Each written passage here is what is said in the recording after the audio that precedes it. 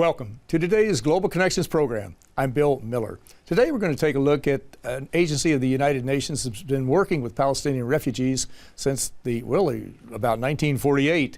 We're going to be talking about the UN Relief and Works Agency. My guest today is an expert on this particular agency and many of these issues.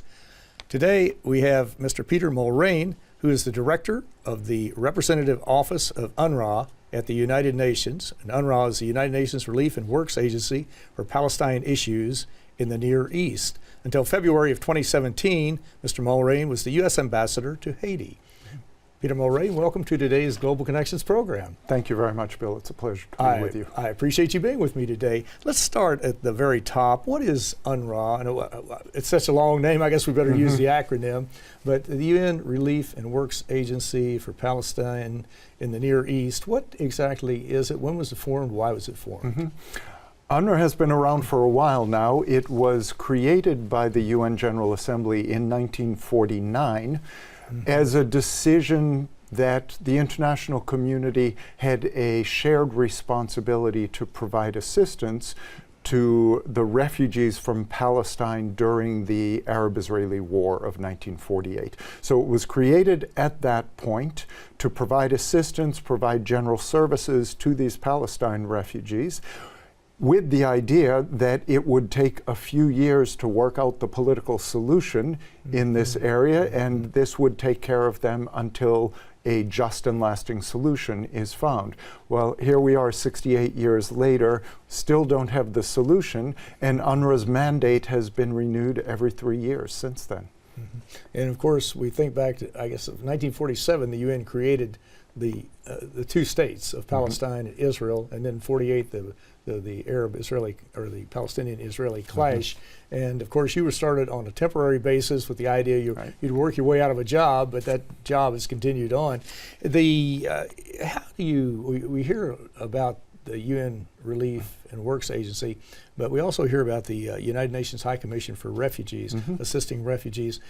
How do you interface with that agency, or what are some of the differences between the two agencies? Sure. UNRWA is a UN agency, like many others, specialized with a specific mission.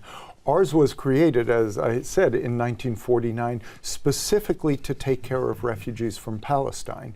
What happened was then, in 1951, you had the adoption of the 1951 Refugee Convention, and UNHCR, which is the implementer of that convention, which has a global mandate to deal with all of the other refugees. But because UNRWA was created first, and these conditions were set for, Palestine refugees and waiting and taking care of them until there is a political solution, it has maintained that mandate while UNHCR does the rest of the world.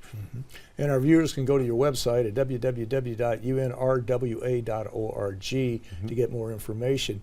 Now, how many areas, how many countries are you operating in, and how many folks are you working with in each of those areas, in each of those countries? Yeah, UNRWA, again, has a defined geographic area that it works in.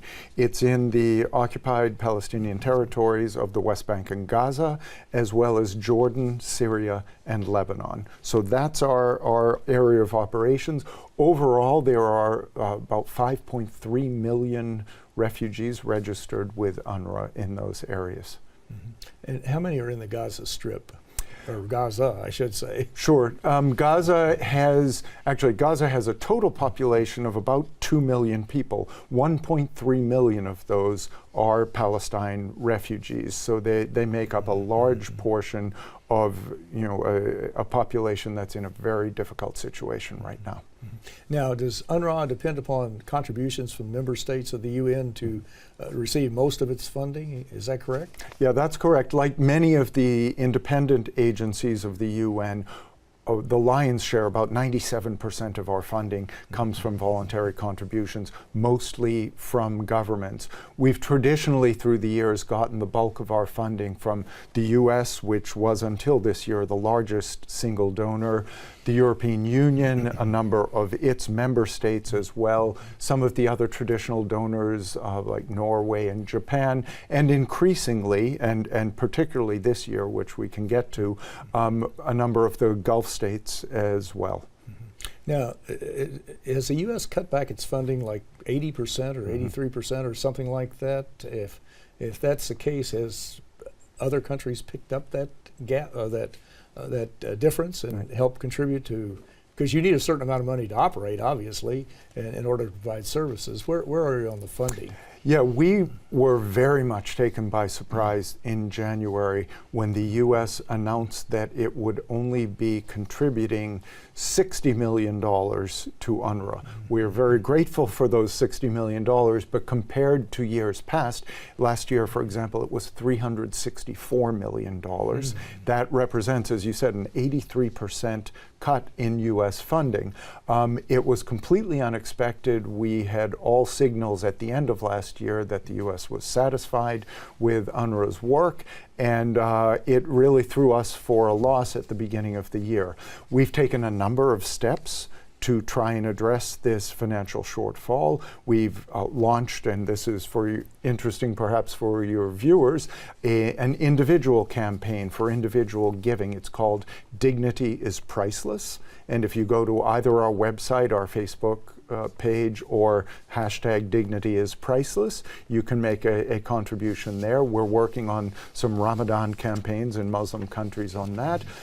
We've had a number of countries step up, as you mentioned, significant funding from some of the Gulf states where Qatar, Saudi Arabia, and the United Arab Emirates have each given new pledges of $50 million in addition to what they've done before. And we're making some progress, but frankly, we're only about halfway to the point of filling the gap that was created at the beginning of this year. How do you, what do you do if you have this funding gap, you have this funding loss, and you are running short on funds? Do you have to cut your services, or you cut back on education programs, health programs, which we're going to get to in just a moment? But what exactly do you do? Yeah, the consequences could be severe. And we're thinking in several terms, Bill. You know, first, it's on a human level. As you mentioned, we're talking about providing healthcare, primary healthcare to 3 million people. 525,000 girls and boys go to 700 schools around the region. You know, food for the food insecure. 1.7 million refugees who are vulnerable for food. 1 million of them in Gaza are dependent on UNRWA. We don't want to have to cut any of those services because it would, on a human level, be really disastrous. But I think we also need to recognize that UNRWA provides more than just human assistance. By providing hope and, in a sense, dignity to these Palestine refugees, we create a certain stability in the region as well. And the last thing that the Middle East needs right now is further instability. So we're working our hardest to fill this gap and hope that we don't have to make the hard decisions. The way we're going right now, we will make it through the summer, but a big question mark as to whether the schools can reopen in September. Let's talk a little bit about Gaza, because that is often described as one of the most densely populated places on the planet. It's one of the poorest areas. It has tremendous potential, I'm sure, as far as human potential goes, but as far as the physical infrastructure, you hear about the sewer system, the sanitation system is horrible, that type of thing. Describe Gaza. What are the conditions on the ground today? Yeah, the conditions are really dire, Bill. They are you have to look back over the past 10 years in Gaza. And I'm glad you said that it's an area with great potential, because I was in Gaza last fall, and you know, despite all of the hardships, the people have a real spirit, great entrepreneurial spirit, but they're feeling desperate at this point, like they're in a stranglehold. 10 years of economic blockade. You have almost no drinking water. left for people. They're getting about 4 hours of electricity a day. Unemployment is over 40% in general, closer to 80% for youth, among the highest in the world. There is a sense of desperation. We've had to develop in the last couple of years health programs to address what our health experts call a psychosocial epidemic. Because of all of the tension, the stress. You have a dire situation. The last thing we want to have to face in a place like Gaza is a decision where we have to reduce or cut some of our services completely. And Gaza is so often described as an open-air prison, and you were talking about how that the Palestinians are basically locked into that area, that it must be a tremendous challenge or a burden to try to deal with getting goods into that area, to get building supplies, things like that. Yeah, it's absolutely true that it's very difficult to get supplies in and out of Gaza. The blockade over the last 10 years has meant that 93% of our students in Gaza have never left the Gaza Strip. I mean, when you think of it, you're talking about a rectangle that's 25 miles long and 3 to 7 miles wide. They've never set foot out of there. Getting any sorts of materials in is extremely difficult. It has made reconstruction difficult. It makes economic activity quite difficult. So it's really a dire situation in Gaza. It certainly sounds like it. Excuse me. This, you were talking about education. What exactly, what types of services do you provide or try to provide in conjunction and cooperation, collaboration with the authorities in the Gaza Strip? Well, in the Gaza Strip and everywhere across the regions we work, I think this is, I like getting to this part of the discussion because we tend to talk about dire situations and about our funding shortfalls, but I think UNRWA is an extraordinary success story of the UN in having really been a successful experiment in human development. We have schools that are rated by the World Bank as among the best in the region. On average, UNRWA schools at 9th grade are a year ahead of the national schools in the region. We have innovative healthcare, 100% immunization. We have, a maternal health program that is very effective. Sort of from day one, the children are well taken care of. We have, food programs to feed people. We have an innovative microfinance program to promote economic growth. We are working with local authorities, but we have our own very large operations. If UNRWA were a city in the United States, we would be the 3rd largest school system after New York and Los Angeles. Well, you're watching Global Connections Television, which is a privately funded, independently produced program. The opinions expressed on Global Connections are solely those of the moderator and his guest. We'd invite our viewers to go to our website at www.globalconnectionstelevision.com to view previous programs. Also, if you're involved with a PBS or community access television station, or perhaps an educational institution that has an intra-campus television hookup, or you just have a website and you'd like to share our programs, please do so. We encourage you because these programs are provided free of charge as a public service to help us better understand international issues and how they impact our lives. Today we're taking a look at United Nations Relief and Works Agency, which has been working with Palestinians in several countries in the Near East. And my guest is an expert on this agency and these issues. My guest today is Mr. Peter Mulrean, who is the director of the Representative Office of UNRWA, the United Nations Relief and Works Agency for Palestine Refugees to the Near East in New York. We're talking about the educational system. That's remarkable. We were talking about the potential of humans in the Gaza Strip to have an educational level that high in basically what is a developing country. It's really a least developed country, the way you were describing it, with some of the physical problems, not with the educational problems. To what do you attribute that? Is that because of the desire to focus and place high value on education, that the people are very bright, very intelligent, and are applying themselves? Have they gone into, the psychologists or educators gone in to analyze what they're doing? Because maybe this could be a role model for other cities and countries around the world. Well, Bill, I have been greatly impressed by the appreciation among the Palestinian people for the value of education. They understand, perhaps it's in part because of the precarious situation that they live in, they understand that education represents the future. If they want to be productive members of their society, if they want to be able to work, to be able to do something for their society or wherever they go, because if you look over the years of great development in the Gulf states in the 60s and 70s, lots of the engineers were Palestinians. A lot of the teachers building up the school systems in those countries were Palestinians.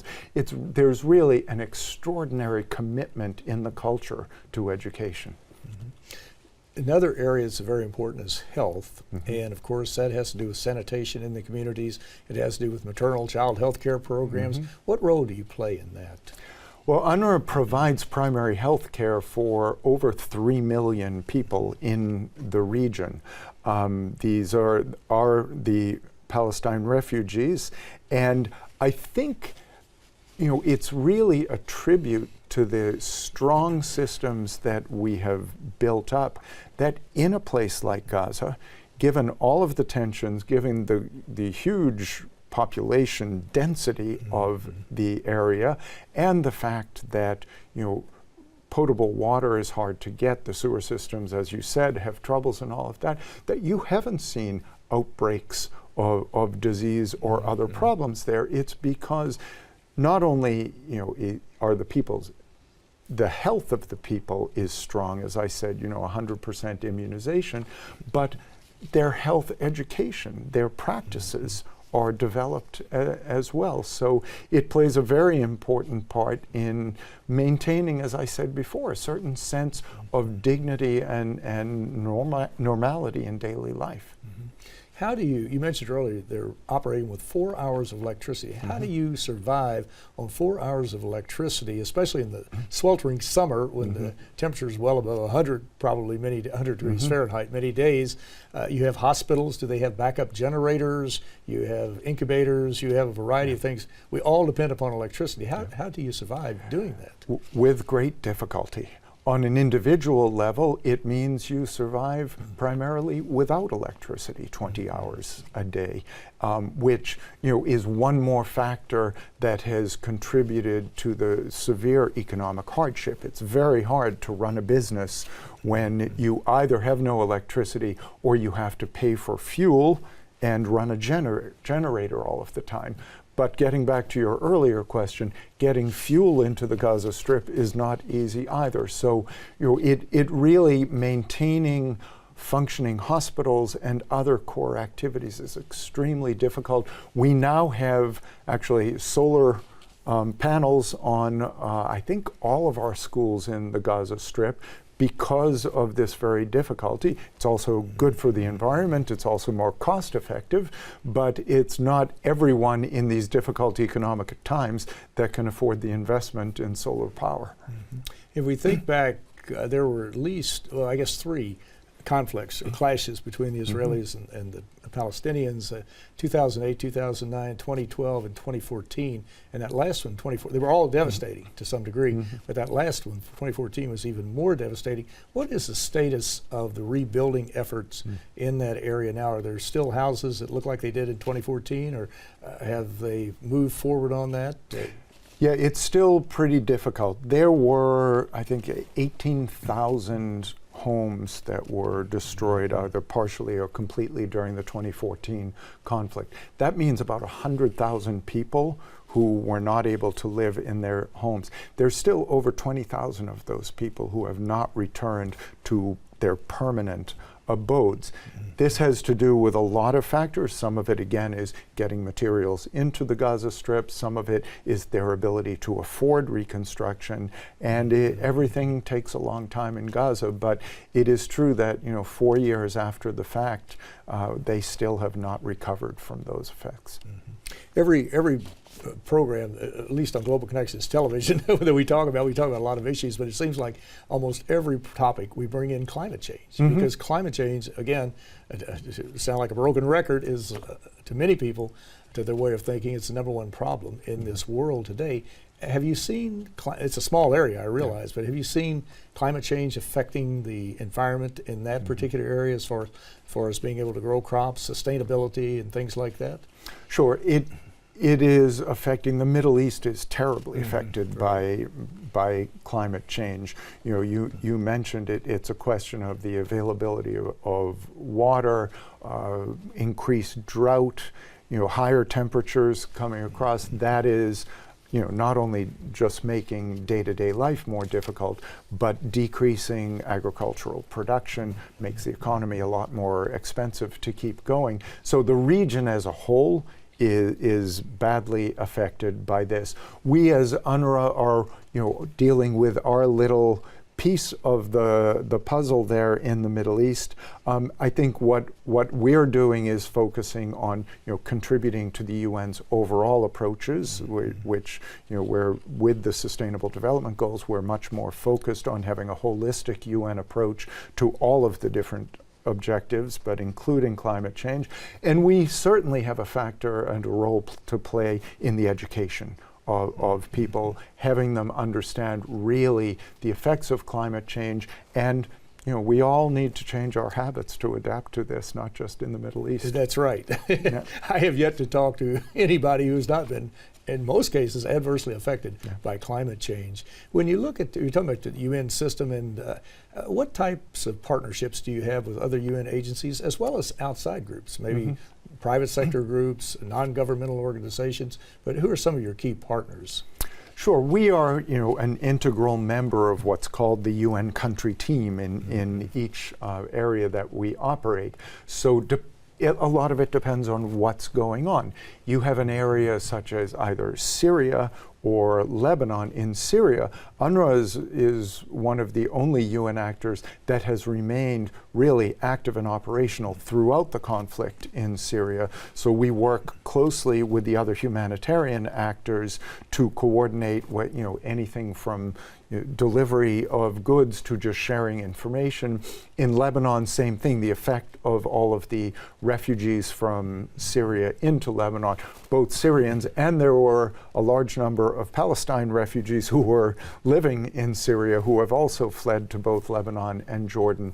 We will, particularly in humanitarian response, the immediate assistance needs, we will coordinate very closely with the other UN humanitarian actors, as well as others. You know, in Gaza, the International Committee of the Red Cross has an operation there that we work very closely with, and depending on where we are, all of the different actors. Exactly. I was thinking of hopefully I know it's difficult to get businesses to invest in an area that could be a war zone from time to time, but do you see more businesses coming in, perhaps Middle East investors coming into the Gaza to set up businesses, or has it been difficult to attract people to that area? Well, I think it's an objective that we all strive toward, to have the private sector more involved in the partnership. But, you know, this is relatively new. We're all figuring out how to go about doing this. I think it will be better now that we're sort of working more as one UN in trying to attract this sort of attention. That said, you know, there are businesses that do things for philanthropic purposes, and that's wonderful charity giving. But I think what, you know, certainly the Secretary General of the UN has in mind, and when we think of public-private partnerships, it's not philanthropy we're looking for. It's business investment. It's businesses recognizing that I could do something here. These people have something to offer. This area has something to offer. How can I get in there at this stage and both help out with the development needs, provide jobs to these people in need, but also set up a flourishing business that will come back to benefit me, my shareholders, etc. place like Gaza, that's a little tough under the current economic circumstances. So, we're working on where are the opportunities, where there are real business potential, there's real business potential, and that we can work as a partner with business in them. And that's very critical. And of course, as we've seen, UNRWA over these, since 1949, I believe you said it was created, has done Herculean work and under some very adverse conditions, along with many other folks who are involved in working in that area. But it's so important to try to help rebuild that area and to hopefully come to a conclusion. Of course, the UN has been promoting a two-state solution in that area for years, and that is probably about the only way it's ever going to be resolved. But Peter Mulrean, I want to thank you so very much for bringing us up to date on the situation with the Palestinians and especially in Gaza. Thank you for a very interesting and a very informative program. Thank you very much, Bill. Thank you. I'm Bill Miller. Thank you for joining us today on Global Connections Television.